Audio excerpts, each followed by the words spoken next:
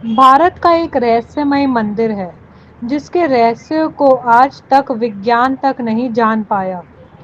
जहां आज भी श्री कृष्ण का हृदय धड़कता है, जो चारों धाम में कलयुग का धाम, जहां प्रसाद नहीं महाप्रसाद मिलता है, जहां न सिर्फ भगवान के भक्त मिलने आते हैं बल्कि भगवान स्वयं रथ पर अपने भक्तों से मिलने आते हैं। मैं बात कर रही हूँ ओडिशा के पुरी के जगन्नाथ की। हमारे चार धाम, उत्तर के बद्रीनाथ सतयुग का धाम, दक्षिण में रामेश्वर त्रेता युग का धाम, पश्चिम में द्वारका द्वापर युग का धाम, पूर्व के जगन्नाथ पूरी कलयुग का धाम। जगन्नाथ का अर्थ है जगत के नाथ यानी जगत के स्वामी। इस मंदिर में तीन मूर्तियां हैं जो भगवान जगन्नाथ यानी भगवान श्री कृष्ण, उनकी छोटी बहन सुभद्रा और बड़े भाई बलराम या बलभद्र जी की है। जब भगवान श्री कृष्ण की लीला इस पृथ्वी लोक पर समाप्त हो गई और उनके चरणों में बाण लगने से उनकी मृत्यु हो गई और वह वैकुंठ लोक में चले गए, तब अर्जुन ने उनकी देह का अंतिम संस्कार किया था। तब उनका सारा शरीर जल गया किंतु उनका हृदय नहीं जला। तब पांडवों ने उनका हृदय पानी में विसर्जित कर दिया। बहते बहते उनके हृदय ने एक लकड़ी का स्वरूप ले लिया, जिसे आज हम नीलमणि या ब्रह्म पदार्थ के नाम से जानते हैं। वह बहता हुआ उड़ीसा के तट पर आ गया। राजन इंद्रद्युम्न के द्वारा भगवान जगन्नाथ, सुभद्रा और बलराम जी की दिव्य प्रतिमाएं का निर्माण करवाया गया। माना जाता है कि जब कोई कारीगर मूर्तियां नहीं बना पा रहे थे तो विश्वकर्मा जी रूप बदलकर आए थे और उन्होंने मूर्तियों का निर्माण किया था। ब्रह्म पदार्थ को भगवान जगन्नाथ की लकड़ियों की प्रतिमा से स्थापित किया गया था। राजन के द्वारा जगन्नाथ पुरी का निर्माण हुआ। हर 12 साल में भगवान की मूर्तियां बदली जाती है। जब मूर्तियां बदली जाती है तो ब्रह्म पदार्थ को नई मूर्तियों में डाला जाता है। उस समय पूरे शहर की बिजली काट दी जाती है। मंदिर को आगे सीआरपीएफ की सिक्योरिटी लगा दी जाती है। मंदिर के अंदर सिर्फ वही पंडित आता जाता है जिनको मूर्तियां बदलनी होती हैं। उन पंडितों ने आंखों पे पट्टी और हाथ में ग्लव्स होते हैं। माना जाता है कि अगर किसी ने ब्रह्म पदार्थ को देख लिया तो उनकी मृत्यु हो जाएगी, जिससे पूरी सावधानी से काम होता है।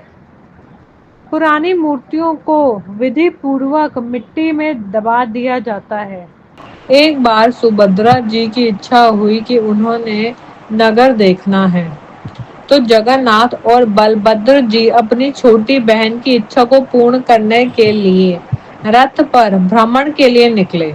इस यात्रा के दौरान वे अपनी मौसी के घर रुके थे।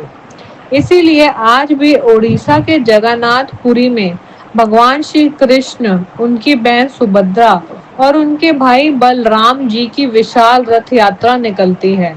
भगवान जगन्नाथ के रथ को नंदी घोष कहा जाता है, वहीं इनके बलभद्र जी के रथ को ताल ध्वज कहा जाता है और उनकी बहन सुभद्रा के रथ को तर्प दलन कहा जाता है।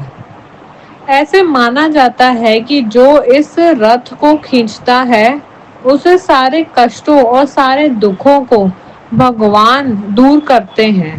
हर साल आषाढ़ के महीने की शुक्ल पक्ष के द्वितीय तिथि को अपने सभी भक्तों को दर्शन देने के लिए गुंडीचा नगर आते हैं और विंदु तीर्थ के तट पर 8 दिन का निवास करते हैं और उस समय विश्व के सारे तीर्थ वहीं पर निवास करते हैं और 7 दिन के बाद दशमी तिथि पर प्रभु वापस अपने मंदिर लौट जाते हैं। आपने कई झंडे देखे होंगे। कभी अवसर प्राप्त हो तो जगन्नाथ मंदिर का ध्वज देखना। इस मंदिर के ऊपर जो ध्वज है वह जिस दिशा में हवा जा रही है उसकी विपरीत दिशा में लहराता है। कैसे? यह आज तक विज्ञान भी नहीं बता पाया। सोचिए, अगर आपको एक फ्लोर चढ़ना हो बाहर से, बिना ऐसे सीढ़ी या सपोर्ट के चढ़ जाओगे? हर दिन एक पुजारी मंदिर के झंडे को बदलने के लिए मंदिर के ऊपर बिना किसी सपोर्ट, सीढ़ी या रस्सी के चढ़ता है। इतनी भारी झंडे को लेकर, इतने भारी 30 किलो के झंडे को लेकर 45 मंजिल इमारत को चढ़ना बाहर से तो क्या, अंदर से भी कठिन है। हर दिन, चाहे आंधी हो या तूफान हो या बिजली कड़के, कुछ भी हो, वहां पर यह माना जाता है कि अगर भगवान ना करे, एक भी दिन झंडा नहीं बदला गया तो मंदिर 18 सालों के लिए बंद हो सकता है। मंदिर समुद्र के इतने पास है, फिर भी हैरानी की बात तो यह है कि इस मंदिर के ऊपर आज तक एक पक्षी भी नहीं उड़ा, जबकि अन्य मंदिरों के ऊपर पक्षी उड़ते हैं।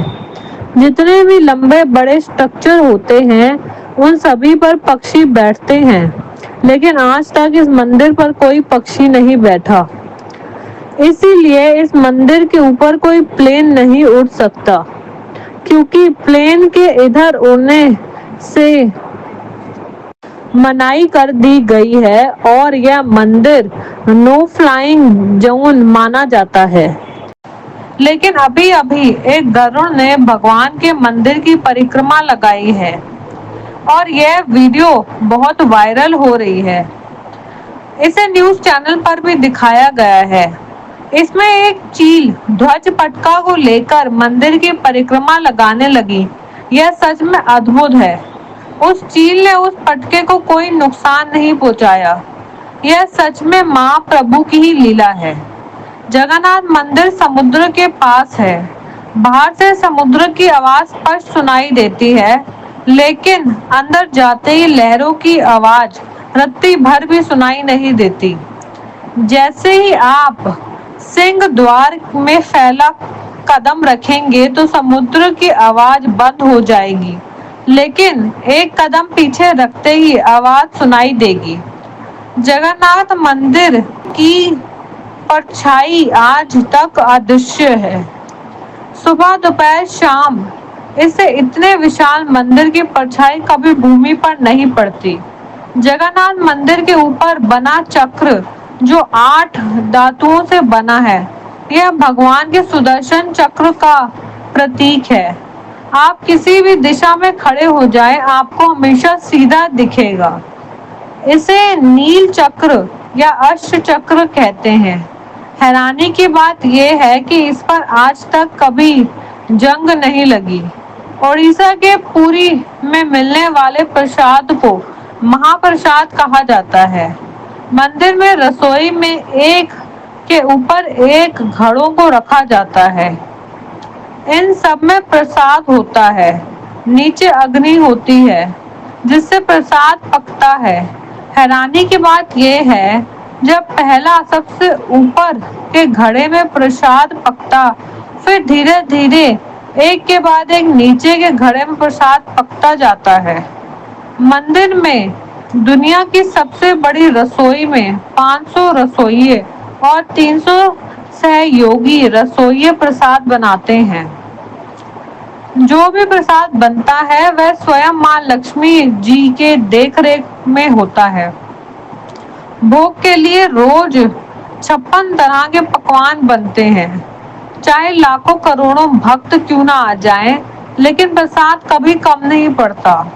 और जैसे ही मंदिर बंद होने का समय होता है, सारा प्रसाद अपने आप ही खत्म हो जाता है।